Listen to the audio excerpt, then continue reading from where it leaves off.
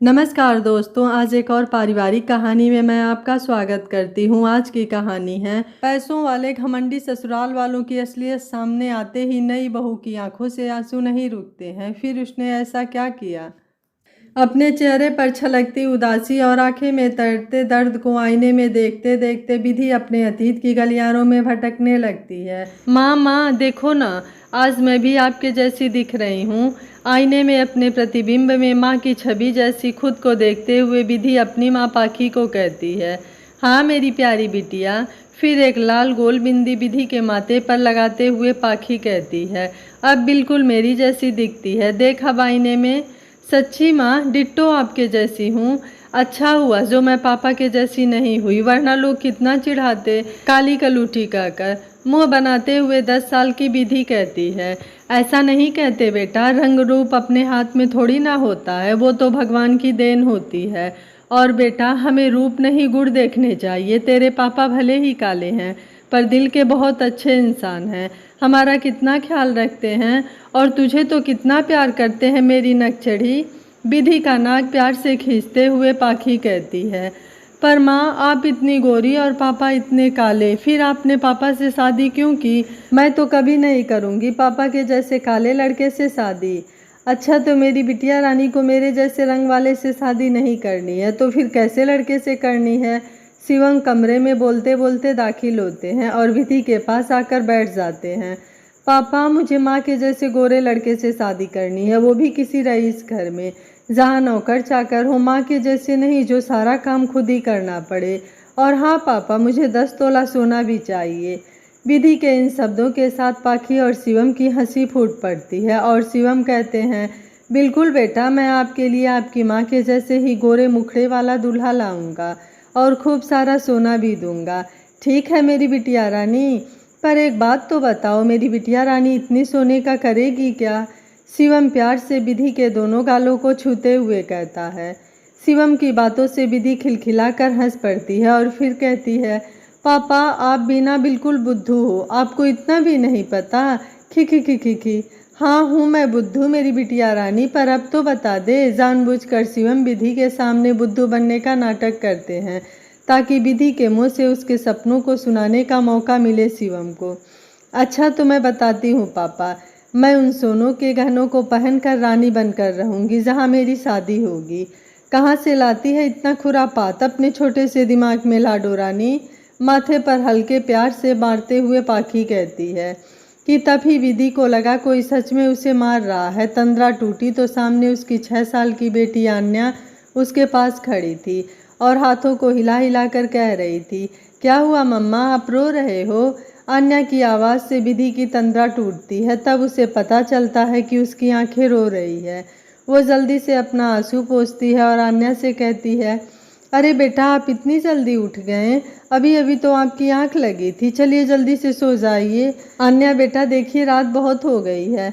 मम्मा, मुझे आपके बिना नींद नहीं आ रही थी और ठंड भी लग रही थी मुझे।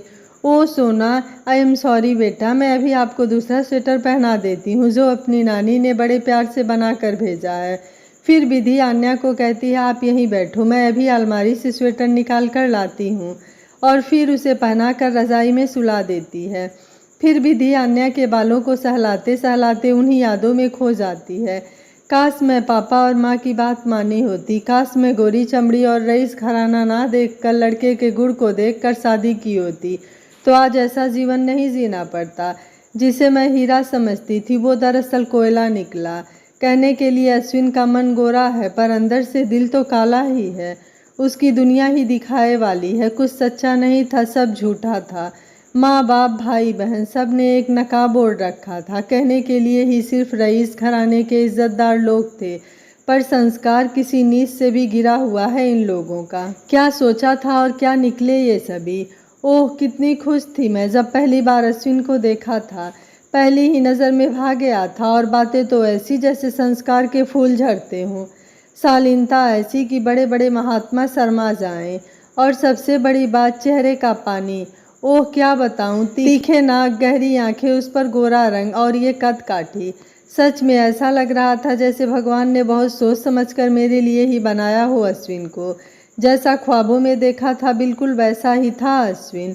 बहुत खुश थी मैं अपने जीवन से, मन ही मन खुद को बहुत किस्मत वाली समझ रही थी। उन लोगों ने भी मुझे देखते ही पसंद कर लिया था। आखिर मैं भी कुछ कम नहीं थी। पर बुआ ने भी उड़ते खबरों के साथ कहा था सोच विचार कर अश्विन से रिश्ता करना, क्योंकि बुआ को कहीं ना कहीं कुछ दाल में काला दिख रहा था, पर कहाँ ये समझ नहीं पा रही थी। उन्हें शक हो रहा था कि इतने बड़े शहर का इतना बड़ा व्यवसायी एक साधारण बैंक मैनेजर की बेटी से रिश्ता क्यों कर रहा है। कहीं ना कहीं उनका शक करना सही भी था, या फिर वो चाहती थी कि मेरी शादी उनके दोस्त के बेटे से हो, जो बहुत अमीर नहीं था और ना बहुत सुंदर, पर लड़का बहुत लायक था। माँ पापा को भी वही पसंद था, पर मैंने अश्विन को चुना क्योंकि वो बिल्कुल मेरे सपनों के राजकुमार सा लगा था तब। खैर, मेरी जिद के आगे किसी की एक न चली और मेरी शादी अश्विन से हो गई और मैं इस बड़े घर की बहू रानी बनकर आ गई। शुरू शुरू में सब सपनों सा लग रहा था। नौकर नौकरानी, सुख सुविधा, आलीशान घर, बिल्कुल फिल्मी दुनिया की नायिका जैसी थी मेरी जिंदगी। मैं बेहद खुश थी अश्विन को जीवन साथी के रूप में पाकर। बहुत प्यार करता था मुझे, अपनी पलकों पर बिठा कर रखा था मुझे। पर जैसे जैसे दिन बीत रहे थे इन लोगों की असलियत बाहर आने लगी थी। फिर आन्या के होने के बाद एक बार अश्विन मुझे एक पार्टी में ले गया, जहां मुझे अश्विन के क्लाइंट को शराब सिगरेट पिलाकर मीठी मीठी बातें करनी थी, ताकि वो क्लाइंट अश्विन को वो बड़ा कॉन्ट्रैक्ट दे दे, क्योंकि अश्विन की कंपनी कर्ज तले दब चुकी थी और उसके पास मेरा इस्तेमाल करने के अलावा कोई दूसरा चारा नहीं था। और तब मुझे समझ में आया इन लोगों के ऊपर चढ़ा दिखावे का नकाब और इस रईस घराने की असलियत। मैंने काफ़ी कोशिश की अश्विन को समझाने की, पर जब इंसान अपनी इंसानियत से गिर जाता है तब उसे सिर्फ प्रॉफिट लॉस की चिंता होती है, और उसे चिंता होती है अपने स्टेटस की जो समाज में बनी हुई है। अब तक तो ये बात मुझे अच्छी तरह भी समझ में आ चुकी थी और वो ख्वाबों का मीनार भी ध्वस्त हो चुका था। ये था बड़े शहरों के बड़े घरानों की असलियत, जो अपनी बहू बेटियों का इस्तेमाल करते हैं अपने बिजनेस के प्रॉफिट एंड लॉस के लिए। तब समझ में आया ये कोई रईस नहीं बल्कि कर्ज में डूबा एक परिवार है जो अय्याशियों में डूबा हुआ है। सब बस दुनिया की भीड़ में खड़े हैं बड़ा दिखाने में। शराब सिगरेट पार्टी सार्टी, बस यही है इनकी ज़िंदगी। खुशियों के नाम पर बस यही है इनके पास। क्या ऐसी ही ज़िंदगी के लिए मैं सपने सजोती थी जहाँ प्यार के नाम पर ये सब होता है। और अश्विन की बात क्या कहूँ, वो तो अपनी गोरी चमड़ी और पैसे के अहंकार में इतना डूबा था कि उसे बस रात रंगीन ही दिखती थी। उसे अपनी खूबसूरती पर इतना घमंड था कि हर पल मुझे नीची नज़रों से ही देखता था। पर उनके बिजनेस क्लाइंट के लिए मैं सबसे बड़ी इक्का थी। तभी दरवाज़ा जोर से खुलता है और नशे की हालत में लड़खड़ाता हुआ अश्विन अंदर आता है। आते ही विधि को गाली देकर कहता है, ब्लाडी बास्टर्ड, मैं कब से यहाँ खड़ा हूँ, तुम्हें दिखाई नहीं देता क्या? और अब तक तूने मेरे जूते क्यों नहीं उतारे? चल जल्दी आ, गाली देते हुए, और उतार मेरे जूते। विधि अश्विन का गुस्सा देख डर के मारे भाग कर आती है और अश्विन के जूते उतारने लगती है कि तभी अश्विन विधि का बाल पकड़कर अपने चेहरे के सामने लाता है और अपने हाथों में पकड़े सिगरेट से विधि के कंधे पर दाग देता है और कहता है, तुम्हारी वजह से आज एक इम्पोर्टेड क्लाइंट हाथ से निकल गया। मैंने कहा था ना कि अच्छे से तैयार होकर कॉन्फ्रेंस हॉल में आ जाना और क्लाइंट को खुश करना। तुम्हें इतनी सी बात समझ में नहीं आती है विधि? सिगरेट के जलन से विधि के मुंह से एक लंबी आह निकलती है और आंखों से निर्झर धारा। बस फिर उसे बालों से खींचकर बेड पर लेटा देता है और जैसे ही अश्विन विधि पर झपटा है वैसे ही आन्या की आंखें खुल जाती है और वो माँ की बेबसी और पिता का वैसीपन देखकर चीख पड़ती है। बेटी की चीख और आंसू देखकर विधि अश्विन को जोर से झटका देकर नीचे गिरा देती है और आन्या को गोद में उठाकर बाहर भाग जाती है। इतनी देर में घर के अन्य सदस्य भी अश्विन के कमरे में पहुंच जाते हैं। अश्विन को नीचे गिरा हुआ देखकर अश्विन की मॉम तारा जी कहती हैं, क्या हुआ अश्विन, तुम नीचे क्यों लेटे हुए हो और विधि कहाँ है? कुछ नहीं मम, बस आप विधि को देखो कहाँ है। और कहाँ होगी वहीं जहाँ उसे होना चाहिए, सर्वेंट रूम में, कांता के पास। और जा भी कहाँ सकती है, ब्लाडी कावर्ड। सिल्क का गाउन और हाथों में सिगरेट का धुआं छोड़ते हुए एटीट्यूड में तारा कहती है, फिर से आज वही हुआ। I am telling you Ashwin, इसका कुछ करो वरना ये औरत हमारे सपनों पर पानी फेर देगी। यदि ऐसे ही इम्पोर्टेड क्लाइंट हाथ से जाते रहे तो हम सड़क पर आ जाएंगे एंड हमारी इतनी इंसल्ट होगी इंडस्ट्रीज में। अश्विन के डैड जतिन खन्ना हाथ में सिगार धूकते हुए कहते हैं, मैं जानता हूँ डैड, लेकिन वो इस चीज़ के लिए तैयार नहीं हो रही है। लेकिन आप लोग चिंता मत करें मम्मी पापा, मैं इसको हैंडल कर लूँगा। आधे नशे की हालत में अश्विन कहता है, ओके अश्विन, गुड नाइट, कल बात करते हैं। ऐसा कहकर तारा और जतिन अपने कमरे में चले जाते हैं और अश्विन भी सो जाता है। पर कांता काकी के कमरे में बैठी विधि के आंखों से नींद गायब थी। वो किसी भी हालात में अपने आत्मसम्मान से समझौता नहीं करना चाहती थी। उसे निकलना था इस नर्क से, पर हर रास्ते इन लोगों ने बंद कर रखा था। उसके पैरों में आन्या के नाम की मोटी बेड़ियां बांध रखी थी। कैसे छोड़ सकती थी वो अपनी फूल सी बच्ची को इन लोगों के हवाले। बस यही सोचकर उसके पैर ठिठक जाते थे। यही सब सोचकर विधि की आंखों से निर्झर धारा बहे जा रही थी कि तभी कांता काकी उसके सिर पर हाथ रखकर कहती हैं, अब बस भी कीजिए बहू रानी, कब तक ऐसे बैठकर आंसू बहाती रहेंगी? जब पानी सर से ऊपर हो जाए तब तैर कर ऊपर आ जाना चाहिए, ना कि उसमें डूबकर मर जाना चाहिए। काकी, पर कैसे निकलूं इस जहन्नुम से? सब रास्ते मेरे लिए बंद हैं काकी। हर वक्त इन लोगों की नजरें मेरे पर रहती है। यहाँ तक कि बाहर जाने पर भी पाबंदी है, और गलती से गई भी तो मोम या अश्विन मेरे साथ साए की तरह रहता है, और मायके भी जाना बंद करवा दिया गया है मेरा। तो आप ही बताओ मैं कैसे बाहर निकलूं? ठीक है बहू रानी, मुझे कुछ दिन का वक्त दीजिए, मैं कुछ सोचती हूँ, फिर यहाँ से बाहर निकलने में आपकी सहायता करूँगी। पर कांता काकी, आप भी तो मुश्किल में पड़ जाएंगी, ये लोग आपको भी नहीं छोड़ेंगे, और ऐसे में आप जाएंगी कहाँ? आपका तो इन लोगों के सिवा और कोई है भी नहीं। ना काकी, मैं आपको और मुश्किल में नहीं डाल सकती। आपने बहुत किया मेरे लिए, आप ना होती तो मैं कब का हार गई होती। पर बहू रानी, अब मैं आपको ऐसे घुट घुट कर जीते नहीं देख सकती। एक को तो नहीं बचा सकी, पर आपके लिए कुछ करना चाहती हूँ। क्या मतलब कांता काकी, एक को नहीं बचा सकी? अब क्या बताऊँ बहू रानी, ये पैसों वाली की दुनिया बहुत अजीब होती है। आपसे पहले भी इस घर में ऐसा ही होता आया है। वो अश्विन बाबा का, वो कहते कहते कांता काकी रुक जाती हैं। कांता काकी की बात सुनकर विधि की भौहें तन जाती हैं, और अब तक आँख के आंसू भी थम चुके थे। वो कांता काकी को पकड़कर झकझोरते हुए कहती है, कांता काकी बताओ ना, आप क्या कहना चाहती हैं? क्या छुपा रही हैं आप? प्लीज़ कांता काकी बताओ ना, और कितने राज छुपे हैं इस घर में? विधि के जिद करने पर कांता काकी उस राजपट से पर्दा उठाती है जिसे इस घर की चाहर दीवारी में दफन कर दिया गया था। खैर, कांता काकी एक लंबी सांस लेती है और फिर कहती है, अश्विन बाबा की पहली पत्नी के साथ भी यही सब हो रहा था। वो बहुत ही खूबसूरत थी, यही मुंबई की ही थी, पर एक छोटी सी कमी थी उसमें।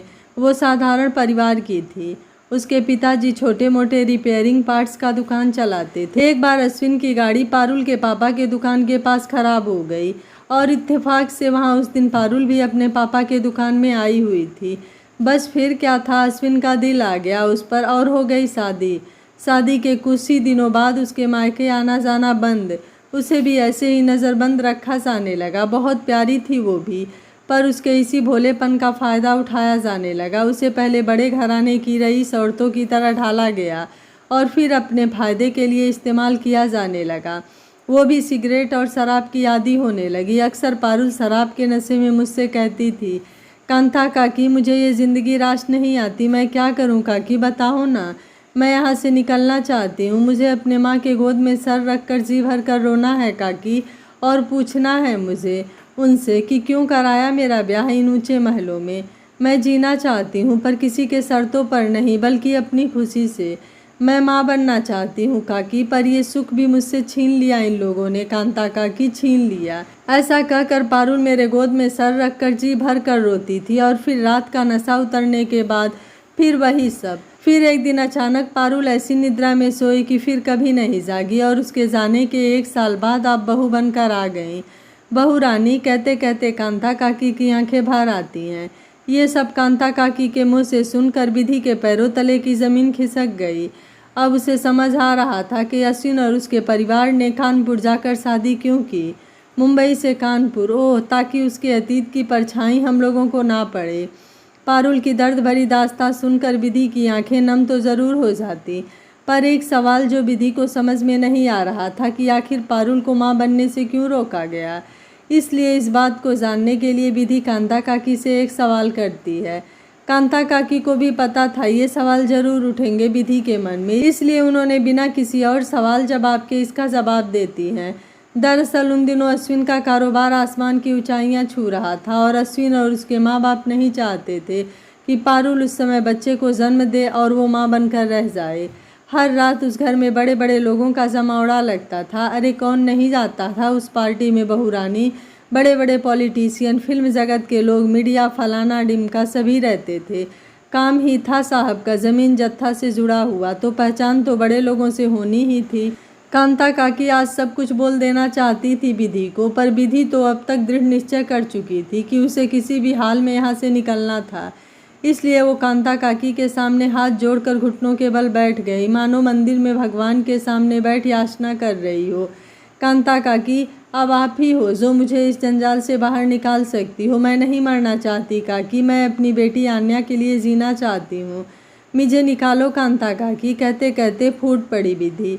शांत हो जाइए बहू रानी, शांत हो जाइए। मैं पूरी कोशिश करूँगी आपको यहाँ से बाहर निकलने में, पर मुझे थोड़ा वक्त दीजिए और विश्वास रखिए। ऐसा कहकर कांता काकी विधि को वहीं सोने को कहती हैं और खुद नीचे ज़मीन पर लेट जाती हैं। विधि के पास अब बस यही एक रास्ता बचा था, इसलिए वो कांता काकी के भरोसे ही विश्वास करके उस पल का बेसब्री से इंतजार करने लगी और कांता काकी विधि के बाहर निकालने की तैयारी। कांता काकी अक्सर सब्जी लेने बाहर जाया करती थी, इसलिए विधि को निकलने की योजना मन ही मन बनाने लगी। कांता काकी को पता था अगर विधि को उसके मायके भेजा गया तो ये लोग फिर से रिश्तों की दुहाई देकर विधि को अपने चंगुल में फंसा देंगे और विधि के माता पिता कुछ नहीं कर पाएंगे, क्योंकि उन्हें तो विधि के हालात के बारे में रत्ती भर भी पता नहीं था। इसलिए काफ़ी सोच विचार करने के बाद उन्हें कुछ विचार आया और वो झोला उठाकर बाजार के लिए निकल पड़ी। सब्जी मंडी के पास ही रेलवे स्टेशन था, इसलिए वो तुरंत सब्जी मंडी से सीधा रेलवे स्टेशन गई और अपने गांव खंडवा का एक टिकट ले लेती हैं। वही खंडवा जहां जतिन खन्ना का पुश्तैनी मकान हुआ करता था और वहीं कांता काकी रहती थी। माँ पिताजी के गुजर जाने के बाद जतिन खन्ना की दादी ने कांता काकी को हमेशा के लिए अपने पास रख लिया था और आज तक वो इस घर के नमक का कर चुका रही थी, खुद को इन लोगों को समर्पित करके। पर आज कांता काकी इंसानियत का कर चुकाने के लिए खुद की ज़िंदगी दांव पर लगा लिया था। खैर कांता काकी ने जोश जोश में टिकट तो ले ली थी, पर विधि को उस चारदीवारी से बाहर निकालना किसी दुश्मन के गिरफ्त से बाहर निकालने जैसा था, क्योंकि घर के हर कोने कोने में सीसीटीवी कैमरा लगा हुआ था और मेन दरवाजे पर वॉचमैन की पहरेदारी। अब इन सब की आंखों में धूल झोंक कर कांता काकी को, बहू रानी को बाहर उसकी मंजिल तक पहुंचाना था। पर कैसे? ऐसा सोचते सोचते कांता काकी आहिस्ता आहिस्ता सब्जी मंडी से गुजर रही थी कि तभी पीछे से रामदीन सब्जी वाले की आवाज़ सुनाई देती है। अरे काकी, कहाँ खोई हो? आज सब्जी नहीं लोगी क्या? रामदीन की आवाज़ सुनकर कांता काकी अपनी उधेड़बुन से बाहर आती हैं और थोड़ा चिंतित स्वर में कहती हैं, अब क्या बताएं रामाधीन की कहाँ खोए हुए हैं। बड़ी मुसीबत आन पड़ी है और वहाँ से निकलने का कोई रास्ता ही नहीं दिख रहा है हमें। इतने बरस हो गए तुमको जाने काकी, पर कभी इतनी परेशान ना दिखी तुमको। का कुछ हवेली में हुआ है का काकी जो तुम इतने चिंतित हो? बताओ, कुछ मदद करें का हम? ना, तुमसे नहीं हो पाएगा रामाधीन। अच्छा छोड़ो ये बात रामाधीन, तुम ये सब सब्जी तौल दो और ये झोला लो, इसमें भर दो, कांता काकी उदास स्वर में कहती हैं। अरे काकी, एक बार बोल के तो देखो, ई रामाधीन आपके खातिर अपना जान भी हाजिर कर देगा। हम नहीं भूले हैं काकी तुम्हारा एहसान, हमारे बेटवा तुम्हारे कारण जिंदा है काकी। जो तुम वक्त पर पैसे ना देती तो जाने का हो जाता काकी। तुम तो हमारे लिए भगवान हो काकी, अब उसी की खातिर एक बार बता दो। रामाधीन के काफ़ी जिद करने के कारण कांता काकी उसे कोने में ले जाती हैं और फिर कहती हैं, ठीक है रामाधीन, अगर तुम इतना कहते हो तो वादा करो कि मैं जो कहूँगी वो करोगे और यह बात हम दोनों के बीच ही रहनी चाहिए। ठीक है रामाधीन। कांता काकी की बातों से रामाधीन को इतना तो पता चल चुका था कि काकी ज़रूर कुछ बड़ा बात करने जा रही हैं, इसलिए रामाधीन काकी का भरोसा जीतने के हिसाब से कहता है, आप हुक्म तो करो काकी, रामाधीन का वादा है, यह बात किसी और तक ना पहुंच पाएगी। तो ठीक है रामाधीन, कल रात 12 बजे अपने बेटे का ऑटो लेकर हवेली के पीछे आ जाना और बहू रानी को उस पर बैठाकर सही सलामत रेलवे स्टेशन तक छोड़ना तुम्हारी जिम्मेदारी होगी। और जब तक ट्रेन न खुल जाए तुम्हें बहू रानी के साथ ही रहना होगा। इससे ज़्यादा और कुछ नहीं पूछना रामाधीन बंगले के बारे में, मैं और कुछ नहीं बता पाऊंगी। कांता काकी की बात सुनकर रामाधीन थोड़ी देर के लिए ठिठका सा जाता है, क्योंकि बड़े लोगों की बात थी, कहीं पकड़ा गया तो सीधा जेल भेज देंगे वे लोग, आखिर ठहरे पैसे वाले लोग। ये सोचकर रामाधीन के चेहरे पर डर के भाव तैरने लगे थे। वो चाह कर भी हाँ बोलने से कतरा रहा था और कांता काकी उसके हाँ का इंतज़ार कर रही थी। जब रामाधीन थोड़ी देर कुछ नहीं बोला तब कांता काकी कहती हैं, क्या हुआ रामाधीन, बड़े लोगों का नाम सुनते ही अपने वादे से मुकर गए? अभी तो बड़ी बड़ी बातें कर रहे थे और दूसरे पल में बोलती बंद। बोलो रामाधीन, इंसानियत के नाते उस बच्ची को वहाँ से निकाल लाओ रामाधीन, नहीं तो बहू रानी घुट घुट कर मर जाएगी उस कोठरी में। कहते कहते कांता काकी के आंखों से आंसू छलक उठता है, जिसे देखकर रामाधीन कहता है, ठीक है कांता काकी, आप जैसा बोलेंगी मैं करने को तैयार हूँ। मैं सही सलामत बहू रानी को ट्रेन में बैठा कर ही आऊँगा। अगर आपने कुछ सोचा है तो अच्छा ही सोचा होगा। धन्यवाद रामाधीन हमारी मदद करने के लिए, इसके लिए मैं और बहू रानी हमेशा तुम्हारे एहसानमंद रहेंगे। ठीक है, फिर कल 12 बजे बंगले के पिछले दरवाजे पर तुम्हारा इंतज़ार करूँगी। अच्छा, अब मैं चलती हूँ रामाधीन, मुझे और भी कई काम करने हैं। ठीक है कांता काकी, अपना ख्याल रखना। फिर रामाधीन अपने काम में लग जाता है और कांता काकी झोला उठाकर बंगले की तरफ बढ़ जाती है। कांता काकी बंगले में पहुंचते ही भोला को झोला पकड़ा देती है और तेज कदमों से विधि के कमरे की तरफ बढ़ जाती है। जैसे ही विधि के कमरे के पास पहुंचती है वैसे ही तारा जी की आवाज़ आती है, कांता तू यहाँ क्या कर रही है? मैंने कहा था कि मेरी बहू रानी से दूर रहा कर, तुझे इतनी सी बात समझ नहीं आती क्या? तारा जी की खरी खोटी सुनकर कांता काकी वहाँ से इस उम्मीद में चली जाती हैं कि आज ना सही कल का दिन तो है उनके पास, मौका देखते ही बहू रानी को बता देंगी। खैर ये दिन इसी उधेड़ बुन में निकल जाता है। सुबह तड़के उठकर कांता काकी अपना सारा काम जल्दी जल्दी निपटाती हैं ताकि मौका मिलते ही विधि को बता सकें कि आज रात 12 बजे उसकी आज़ादी की रात है और उन्होंने सारा इंतज़ाम कर लिया है। इसलिए सुबह का चाय नाश्ता लेकर कांता काकी विधि के कमरे की तरफ जैसे ही जाती हैं वैसे ही तारा जी फिर से मिल जाती हैं और उन्हें वहीं रोकते हुए ज़ोरदार डांट लगा देती हैं। कांता, तुझे कितनी बार कहा है कि जितना कहा जाए उतना ही किया कर। तू इस घर की नौकरानी है तो नौकरानी बनकर ही रह, विधि की माँ बनने की कोई ज़रूरत नहीं है। तुम छोटे लोगों को इतनी सी बात क्यों समझ नहीं आती? ओह गॉड, गुस्से से आंख भींचते हुए देखती हैं। फिर कहती हैं, अब ये नाश्ता यहीं रख और जा यहाँ से रसोई का काम देख। रात को कुछ खास मेहमान आने वाले हैं तो भोला के साथ मिलकर कुछ खास व्यंजन तैयार कर। कांता काकी उम्र में भले ही तारा जी से बड़ी थी पर ओहदा तो आखिर नौकरानी का ही था, इसलिए अपने आंखों के आंसू को आंखों में छिपाते हुए बिना कुछ कहे सीढ़ियों से नीचे उतर जाती हैं। पर कांता काकी का मन बेचैन था, उन्हें किसी भी हाल में विधि तक ये बात पहुंचानी थी कि आज रात उन्हें इस घर से बाहर निकलना है। पूरे दिन कांता काकी विधि से बात करने की पूरी कोशिश करती रही पर रात होने को थे और अब तक विधि से बात नहीं हो पाई थी। रात के अंधकार के साथ उनकी बेचैनी भी बढ़ती जा रही थी क्योंकि वक्त कम था और प्लानिंग ज़्यादा करना था। उन्हें कुछ समझ नहीं आ रहा था कि कैसे वो विधि तक ये बात पहुंचाएं। उनका मन रसोई से हटकर बार बार विधि के कमरे तक पहुंचने की कोशिश कर रहा था। खैर देखते देखते मेहमानों का आना शुरू हो चुका था। अब कांता काकी को इंतज़ार था तो विधि के नीचे आने का, इसलिए वो बीच बीच में रसोई से निकलकर सीढ़ियों पर अपनी निगाह टिका लेती थी। कांता काकी की बेचैनी रसोई में काम करने वाला भोला की आंखें भी पढ़ ली थी, इसलिए भोला कांता काकी से कहता है, क्या बात है काकी, आज कुछ ज़्यादा परेशान हो क्या, या तबीयत ठीक नहीं है जो बार बार अंदर बाहर किए जा रही हो? अरे ना रे भोला, सब ठीक है, बस थोड़ी घबराहट हो रही है। माथे को साड़ी के आंचल से पोंछते हुए कांता काकी कहती हैं। अरे तो जाकर आराम करो, हम देख लेंगे यहाँ का। भोला काकी को देखकर कहता है, ना ना भोला, हम ठीक हैं, अगर थोड़ा सा भी ऊपर नीचे हो गया तो मेम साहब तो जीना हराम कर देंगी, हमारा और तुम्हारा। तू परेशान मत हो, बस जल्दी जल्दी हाथ चला, देख मेहमानों का आना शुरू हो गया है। अच्छा बोला, बता क्या क्या तैयार हो चुका है अब तक। मेन्यू पेपर उठाते हुए कांता काकी कहती हैं। स्टार्टर में mushroom fry, paneer tikka, garlic corn crispy base kebab ready है। Soup mix vegetable soup, corn soup ready है। Main course dal makhani, butter naan, chapati, mix vegetable, bhindi fry, paneer kofta, rice, butter chicken, chicken hara bhara कबाब। अभी कांता काकी पूछ ही रही थी कि तभी विधि की आवाज़ कांता काकी को सुनाई पड़ती है। अश्विन प्लीज़ मुझे छोड़ दो, प्लीज़ अश्विन। विधि की दर्द भरी आवाज़ सुनकर काकी रसोई से भागकर सीढ़ियों के पास आती हैं, जहां अश्विन विधि को जबरदस्ती खींचते हुए अपने कमरे से बाहर ला रहा था।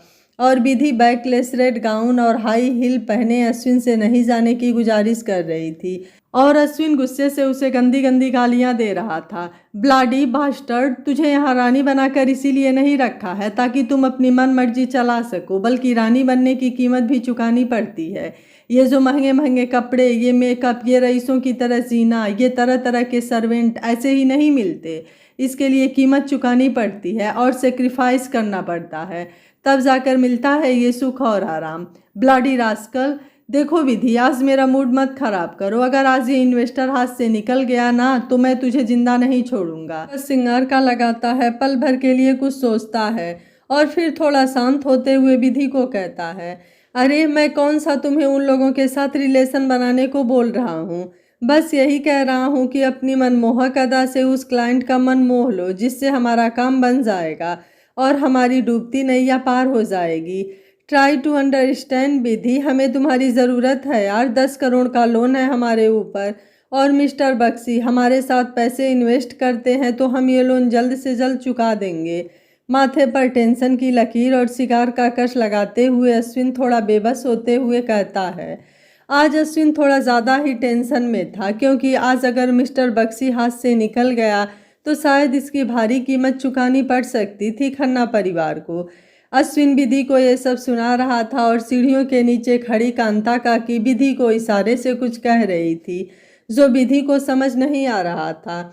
इसलिए विधि अश्विन के साथ नीचे उतरने लगती है और जानबूझकर 3 सीढ़ियों से गिर जाती है ताकि काकी से बात करने का मौका मिल सके।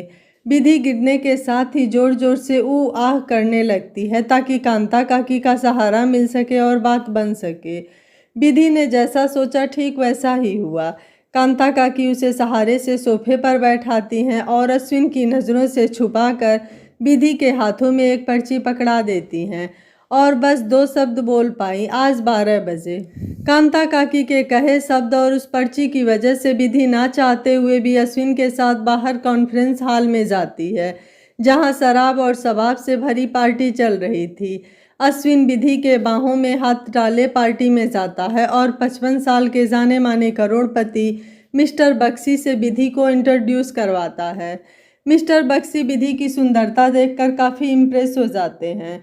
खुले खुले गाउन में विधि खुद को काफ़ी असहज महसूस कर रही थी, पर देखने वालों की नज़र में विधि आज बेहद खूबसूरत और आकर्षक दिख रही थी। उसका आकर्षण भरा चेहरा देखकर मिस्टर बक्सी तो विधि की खूबसूरती के कसीदे पढ़ने लगे थे, जिसे देखकर अश्विन, तारा जी और जतिन जी के चेहरे पर आत्मविश्वास की लकीरें खींच आई। उन्हें विश्वास हो गया था कि अब उनके जीवन की कठिनाइयाँ खत्म होने वाली हैं। इसीलिए विधि को मिस्टर बक्सी के आवभगत में लगाकर अश्विन और उसके माता पिता दूसरे मेहमानों में बिजी हो जाते हैं। इधर मिस्टर बक्सी बातों बातों में विधि के खुले बदन को छूने से बाज नहीं आते, जिसकी वजह से विधि काफ़ी असहज महसूस कर रही थी और मन ही मन अपमान की अग्नि में चल रही थी। उसका मन तो कर रहा था अभी के अभी वहां से उठकर भाग जाए, पर अश्विन का वो दरिंदगी वाला चेहरा सोचकर सहम जाती। कैसे भूल सकती थी वो अश्विन का चेहरा, जो उसे हर छोटी छोटी बातों पर प्रताड़ित करता था। कई बार तो उसकी प्रताड़ना से कई कई दिनों तक बेजान बेसुध पड़ी रहती थी, पर कोई उसके दर्द पर मलहम लगाने नहीं आता था। जिस्म पर कई बार उसके इनकार करने पर बेल्ट के लंबे लंबे निशान खिंच जाते थे, तो कभी सिगरेट की जलन से कराह उठता था उसका तन बदन। ये सोचकर विधि की आंखें सजल हो जाती हैं, पर मिस्टर बक्सी की अश्लील बातों से क्रोध की अग्नि में जलकर वो आंसू आंखों में ही ठहर जाते हैं। खैर, किसी तरह विधि कुछ देर यही सब सोचकर बैठी रहती है, फिर वाशरूम का बहाना करके बेसब्री से वाशरूम में आ जाती है और जल्दी से काकी की दी हुई पर्ची पढ़ती है। उसमें लिखा था, बहू रानी, आज रात 12 बजे आपकी ट्रेन है। मैंने सारी तैयारी कर ली है, बस आपको कैसे भी करके पार्टी से निकलकर आन्या को लेकर पीछे के दरवाजे के पास जाना है। कांता काकी की पर्ची पढ़कर विधि की आंखों से निर्झर धारा बहने लगती है और आंसुओं के बीच खुशी की एक छोटी सी रेखा खिंच जाती है। पर अगले ही क्षण चेहरे पर एक चिंता की लकीर देखने लगती है और सवाल करने लगती है, क्या सच में मेरा यहाँ से निकलना मुमकिन है? क्या कांता काकी की बदौलत मैं इस रावण की लंका से आज़ाद हो जाऊंगी? पर कैसे? फिर विधि की नज़र घड़ी पर जाती है जिसमें 10:30 बज रहे थे। अगर आज 1 घंटे के अंदर नहीं निकल पाई तो शायद फिर कभी नहीं निकल पाऊंगी। ऐसा सोचते सोचते विधि कॉन्फ्रेंसिंग हॉल में जाती है और अपनी आंखों को चारों दिशाओं में दौड़ाती है कि तभी फिर से मिस्टर बक्सी उसके पास आकर बात करने लगते हैं। Where was you? I am waiting. ऐसा कहकर विधि को वहीं लगे काउच पर बैठने को कहते हैं और खुद भी खिसक कर बगल में बैठ जाता है, जिससे विधि को काफ़ी अनकम्फर्ट फील होता है। वो मिस्टर बक्सी से खुद को बचाने के लिए वाइन का गिलास लेती है और जानबूझकर अपने कपड़े पर गिरा लेती है। फिर सॉरी सॉरी कहकर मिस्टर बक्सी के पास से उठकर अंदर अपने कमरे की तरफ जाने लगती है। तभी अश्विन आ जाता है और उसका हाथ खींच कर कहता है, वाई आर यू गोइंग विधि? तुम कहाँ जा रही हो? मैं तुम्हें जाने की परमिशन नहीं दे रहा हूँ। अभी सारे मेहमान यहीं हैं एंड अभी सब डिनर करने वाले हैं और तुम्हें भी यहीं रहना है। अश्विन की बात सुनकर विधि पल भर के लिए डर से सकपका जाती है। फिर हिम्मत करके कहती है, वो मेरे कपड़े पर वाइन गिर गई है तो मैं चेंज करने जा रही हूँ और आन्या की तबीयत भी ठीक नहीं है तो मुझे उसे भी देखना है। विधि की बात सुनकर अश्विन उसे ऊपर से नीचे तक घूरता है, फिर जाने की इजाज़त दे देता है क्योंकि मिस्टर बक्सी काफ़ी अच्छे मूड में लग रहे थे और एग्रीमेंट साइन करने को राज़ी थे। अश्विन के मुंह से हाँ सुनकर विधि तेज कदमों से अपने कमरे की तरफ भागती है और फटाफट अपने कपड़े चेंज करके आन्या को गोद में उठाकर घर के सभी सहायकों से नज़रें छुपाकर पीछे के दरवाजे की तरफ भागती है, जहां कांता काकी विधि का पहले से ही इंतज़ार कर रही थी और चिंता के मारे इधर उधर टहल रही थी। और जैसे ही उनकी नज़र विधि पर जाती है, उनके चेहरे से खुशी की लहर दौड़ जाती है और वो भागकर विधि के पास आती हैं और उसके माथे पर अपना आशीष भरा हाथ रखते हुए एक छोटा सा बैग देते हुए कहती हैं, बहू रानी, इसमें कुछ कपड़े हैं आपके और बिटिया के और कुछ पैसे जो अनजान शहर में आपके काम आएंगे। साथ में ट्रेन की टिकट है और एक चिट्ठी जो ट्रेन में पढ़ लीजिएगा। अब जल्दी बाहर चलिए इससे पहले कि कोई आ जाए। बाहर रामाधीन रिक्शा लेकर खड़ा है, वो आपको स्टेशन तक छोड़ देगा और जब तक ट्रेन खुल नहीं जाती वो आपके साथ रहेगा। ऐसा कहकर कांता काकी विधि को रामाधीन के पास ले जाती है और रिक्शा में बैठाने लगती है कि तभी विधि कांता काकी के गले से लिपट कर रोने लगती है और रोते रोते कहती है, कांता काकी, मैं कैसे आपका ये एहसान उतार पाऊंगी? आज आपकी वजह से मैं आज़ाद हो रही हूँ। आपने मुझे और मेरी बेटी को एक नई जिंदगी दी है काकी। आप मेरे लिए भगवान से कम नहीं। कहते कहते काकी के पैरों में गिर पड़ती है। नहीं बहू रानी, मैं कोई भगवान नहीं, बस एक छोटी सी इंसान हूँ और मैंने तो बस इंसानियत निभाया है। ऐसा कहकर विधि को गले से लगाकर फूट फूट कर रो पड़ती है, जैसे कोई माँ अपनी बेटी की विदाई के समय रोती है। ठीक वैसे ही छल भर के लिए दोनों ऐसे ही रोते रहते हैं। फिर कांता काकी विधि को संभालते हुए कहती है, अब बस बहू रानी, अब कभी आपकी आंखों में आंसू नहीं आएंगे। फिर विधि को रिक्शा में बैठाते हुए रामाधीन को कहती है, जल्दी से बहू रानी को स्टेशन पहुंचा देना, नहीं तो ट्रेन छूट जाएगी और बहू रानी को अच्छे से बैठा कर ही आना। अब बिना एक पल की देरी किए निकलो। ठीक है काकी कहकर रामाधीन रिक्शा भगा लेता है और विधि अपना सिर रिक्शा से बाहर निकाल कर तब तक देखती है जब तक वो काकी से ओझल नहीं हो जाती है। विधि के ओझल होते ही कांता काकी जल्दी से अपने कमरे में आकर बैठ जाती हैं और भगवान से प्रार्थना करने लगती हैं ताकि विधि के रास्ते में कोई अड़चन नहीं आए और वो इस घर, इस शहर और इस रिश्ते से हमेशा हमेशा के लिए आज़ाद हो जाए। रात के 11:30 हो रहे थे और बाहर पार्टी अभी भी चल रही थी। इसी बात का सुकून भी था कांता काकी को कि पार्टी की आड़ में किसी को विधि का ध्यान नहीं आएगा और सुबह जब सबकी आंखें विधि को ढूंढेंगी तब तक विधि इस शहर से, इनसे बहुत दूर जा चुकी होगी। जहाँ तक ये लोग सोच भी नहीं सकेंगे। यही सब सोचते सोचते 12:30 बजे कांता काकी की आंख लग जाती है और सुबह शोर के साथ उनकी आंखें खुलती हैं। काकी काकी दरवाज़ा खोलो, जोर जोर से दरवाज़ा पीटते हुए अन्या की देखभाल करने वाली लतिका आवाज़ लगाती है। लतिका की आवाज़ सुनकर कांता काकी को अंदाज़ा हो गया कि विधि के बारे में सभी को पता चल चुका है और वे सभी उनका ही इंतज़ार कर रहे होंगे। यही सोचकर कांता काकी आए दिन की तरह हल्की मुस्कान लिए दरवाज़ा खोलती हैं और लतिका से कहती हैं, अरे क्या हो गया जो इतनी जोर जोर से दरवाज़ा पीटे जा रही हो? अरे कुछ नहीं काकी, बस बहुरानी और अन्या बेबी को ढूंढ रही थी। काकी के पीछे अपनी नज़रें काकी के कमरे में दौड़ाते हुए लतिका कहती है, ये सोचकर कि बहुरानी और अन्या बेबी काकी के कमरे में होंगे। देखने के बाद भी जब बहुरानी और अन्या बेबी नहीं दिखी तब लतिका बुदबुदाती है, यहाँ भी नहीं है, सब जगह ढूंढ लिया पर कहीं दिख नहीं रही, दोनों जाने कहाँ गई। लतिका को बुदबुदाते देख कांता काकी उससे पूछती है, क्या हुआ लतिका, तू इतनी परेशान क्यों हो रही है? बता क्या बात है, मैं भी तेरी मदद कर पाऊंगी ना। अरे काकी क्या बताऊं, गजब हो गया, बहुरानी और अन्या बेबी कहीं दिख नहीं रही। पूरा घर छान मारा पर ये दोनों माँ बेटी मुझे कहीं नहीं मिल रही हैं। अब मैं कैसे बड़े साहब और छोटे साहब को बताऊं, मुझे बहुत डर लग रहा है काकी। ये कैसी बातें कर रही है तू लतिका, बहुरानी यहीं कहीं होंगी, देख जाकर ठीक से। जानबूझकर चेहरे का भाव आश्चर्यचकित दिखाते हुए कांता काकी कहती हैं।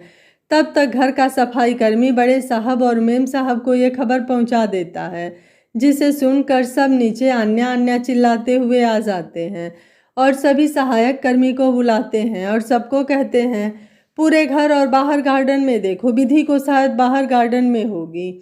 सभी सहायक कर्मी पूरे घर से बाहर तक ढूंढते हैं पर विधि और अन्या कहीं नहीं मिलती हैं। अश्विन इस खबर से गुस्से से तिलमिला उठता है और वो चीखते हुए कहता है, ढूंढ निकालो उस बास्टर्ड को जिसने हमारे मुख पर कालिक पोत कर चली गई, मैं उसे जिंदा नहीं छोड़ूंगा। रिलैक्स बेटा रिलैक्स, हम अभी पुलिस को कॉल करते हैं और विधि और अन्या की गुमशुदगी की रिपोर्ट लिखा देते हैं। मिस्टर जतिन खन्ना अश्विन के कंधे पर हाथ रखकर कहते हैं। इधर तारा जी गुस्से से सभी सहायक कर्मी को फटकार लगा रही थी और सभी से बारी बारी से पूछताछ करती हैं, साथ में सबको डरा भी रही थी, ये बोलकर कि अगर तुम लोगों में से किसी का हाथ हुआ विधि को यहाँ से बाहर निकालने में तो उसे जेल की हवा खाने से कोई नहीं रोक सकता, इसलिए जो भी है जल्दी बता दो। पर किसी ने विधि को जाते हुए देखा होता तभी तो कोई कुछ बोल पाता। यहाँ तो सभी रात भर मेहमानों के आवभगत में लगे थे, यहाँ तक कि गेट का दरबान भी किसी के कुछ नहीं बोलने पर अश्विन सीसीटीवी की फुटेज देखता है जिसमें विधि अपने कमरे में जाते तो दिखाई देती है पर बाहर आते नहीं दिखती। फिर अश्विन पीछे के दरवाजे का सीसीटीवी फुटेज चेक करता है जो ब्लैंक था, शायद कैमरा खराब या बंद था इसलिए। वो तुरंत घर के सीनियर सहायक कर्मी विपिन से पूछता है, पीछे का कैमरा क्यों बंद है? जी वो कुछ दिनों से खराब था, वो तकनीशियन को बुलाया था पर बिजी होने की वजह से वो आजकल कर रहा था। डर से हड़बड़ाते हुए विपिन कहता है, जाहिल जंगली, क्या इसी बात के पैसे मिलते हैं तुम्हें? एक काम तुम लोग ठीक से कर नहीं पाते, अब जाओ यहाँ से और बाहर जाकर पता लगाओ विधि का। अश्विन और जतिन जी दोनों चिल्लाते हैं। अब तक पुलिस भी आ जाती है। पुलिस सारी इंक्वायरी करके अश्विन और उसके माता पिता को भरोसा दिलाती है कि वो जल्द से जल्द विधि और अन्या को ढूंढ निकालेंगे। इतना कहकर पुलिस वाला चला जाता है। पुलिस के जाने के बाद अश्विन और उसके माता पिता को एहसास होता है कि अगर पुलिस ज़्यादा छानबीन की तो उसके घर के राज बाहर आ जाएंगे और वो लोग खुद मुसीबत में फंस जाएंगे, इसलिए पुलिस पर दबाव डालना उन लोगों को उचित नहीं लगा। खैर वे लोग पुलिस को अपना काम करने के लिए छोड़ देते हैं। दूसरी तरफ तारा जी की शक की सुई बार बार कांता जी पर जा रही थी पर कोई साक्ष्य नहीं होने की वजह से वो चुप हो जाती। इधर रात को रामाधीन बिना अपनी परवाह किए बहू रानी को सबकी नज़रों से बचाकर स्टेशन तक पहुंचा देता है और जैसे ही विधि ट्रेन में बैठती है वैसे ही ट्रेन की सीटी बज उठती है। ट्रेन के खुलने का सिग्नल पाकर रामाधीन विधि से विदा लेते हुए कहता है, अच्छा बहू रानी अब हम चलते हैं, अपना ख्याल रखिएगा। ऐसा कहकर रामाधीन जाने के लिए जैसे ही पीछे मुड़ता है वैसे ही विधि उसे पैर छूकर प्रणाम करती है और कहती है, काका आज आप लोगों की वजह से मैं सिर्फ उस नर्क से निकल पाई हूँ, शायद उस एहसान का बदला इस जन्म में ना चुका पाऊँ, पर अगले जन्म में ज़रूर चुकाऊंगी, ये वादा है आपसे। इतने बड़े घर की बहू रानी को पैरों में झुकते देख रामाधीन कहता है, ऐसा कहकर हमें शर्मिंदा ना करें बहू रानी, ये तो इंसानियत के नाते हमारा एक फ़र्ज़ है जो हमने निभाया। और आप इतने बड़े घर की बहू होकर मुझे जो इतना सम्मान दे रही हैं उसका क्या बहू रानी? इतने बड़े घर की बहू सुनकर विधि की आंखें डबडबा जाती हैं। फिर वो आंखों के नीर को रोकते हुए कहती है, काका अब मैं भी आपके समान हो गई हूँ, कोई ऊंच कोई नीच नहीं। बड़े घर की बहू को आज आप लोगों की बदौलत मैंने पीछे छोड़ दिया है और इसलिए अब आप हक से हमें आशीर्वाद दे सकते हैं। जी बहू रानी, खूब खुश रखें आपको भगवान। ऐसा कहकर रामाधीन ट्रेन से उतर जाता है और ट्रेन अपने गंतव्य की ओर बढ़ जाती है। ट्रेन की बढ़ती रफ्तार के साथ विधि के जीवन का कड़वा सच भी इन हवाओं के साथ कहीं पीछे छूटता चला जा रहा था। अपनी बेटी को सीने से लगाए अतीत के सागर से झलकते दर्द को एक एक करके आंसुओं संग बहाए जा रही थी, ताकि आने वाले कल में उसके अतीत का एक अंश भी शेष न रहे। कि तभी अचानक उसे कांता काकी की चिट्ठी की याद आती है और वो जल्दी से चिट्ठी निकाल कर पढ़ने लगती है, जिसमें लिखा था, आज आपके साथ मैं भी अपने पापों से आज़ाद हुई हूँ। जाने अनजाने में मैंने आप दोनों बहू रानी का साथ न देकर बहुत गलत किया, जिसका मुझे जीवन भर अफसोस रहेगा। मैं चाहती तो आपकी तरह पारुल बहू रानी को भी इस नर्क से निकाल सकती थी, पर मैं डर गई थी अपने भविष्य को लेकर। इस घर के एहसानों तले मैं उम्र भर के लिए दब चुकी हूँ।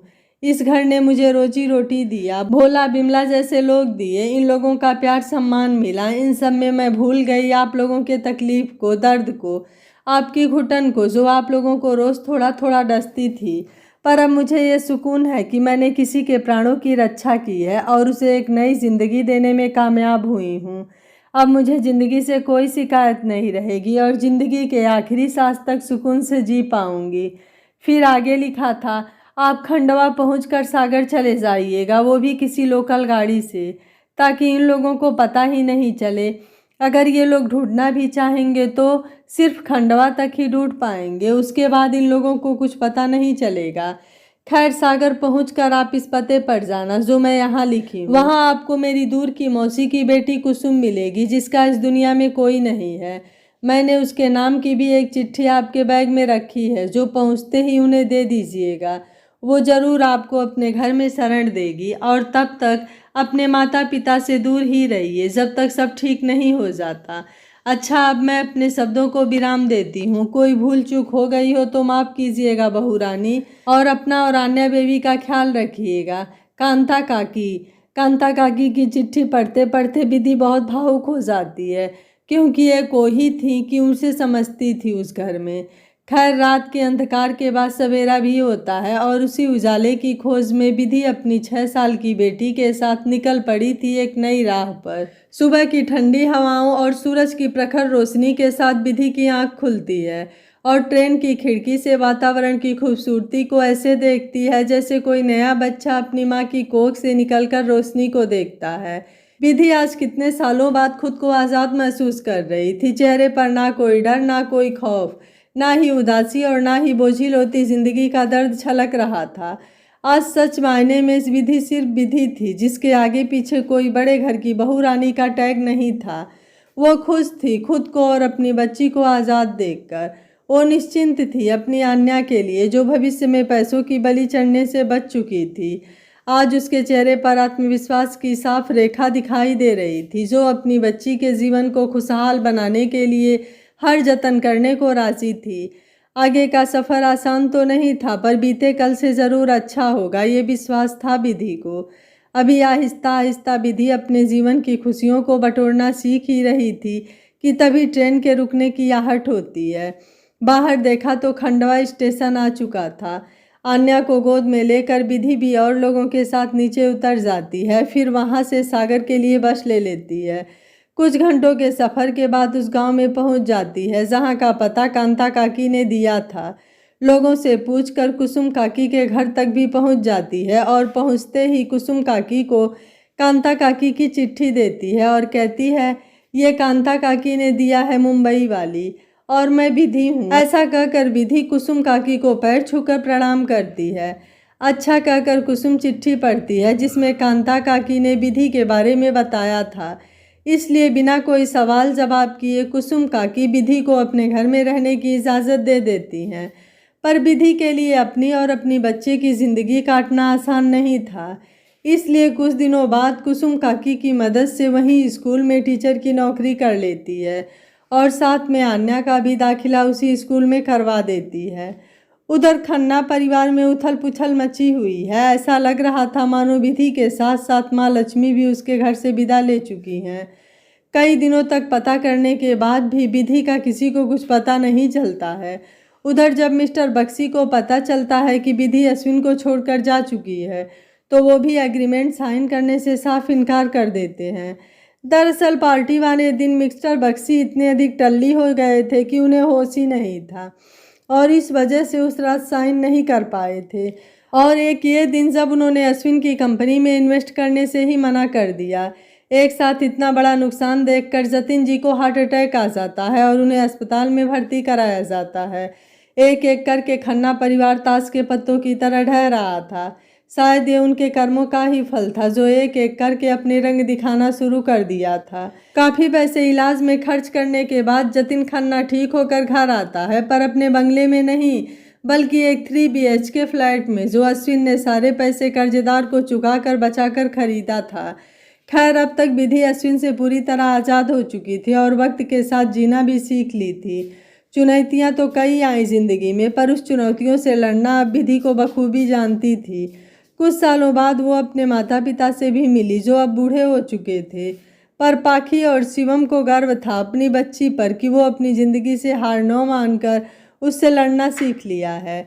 आज भले ही विधि के पास 10 तोला सोना नहीं था और ना उसे पहनकर सब पर हुक्म चलाती थी, पर गांव में उसकी एक इज्जत थी, एक ओहदा था टीचर साहिबा का जो झुककर उसे सम्मान देते थे। और सबसे बड़ी बात कि विधि उस दलदल और नर्क भरी जिंदगी से आज़ाद यहाँ सुखमय जीवन व्यतीत कर रही थी। यह कहानी आपको कैसी लगी आप मुझे अपनी राय कमेंट बॉक्स में ज़रूर दीजिएगा। वीडियो पसंद आया है तो वीडियो को लाइक शेयर एंड चैनल को सब्सक्राइब कर लीजिएगा। Thank you for watching. मिलते हैं अगली कहानी में।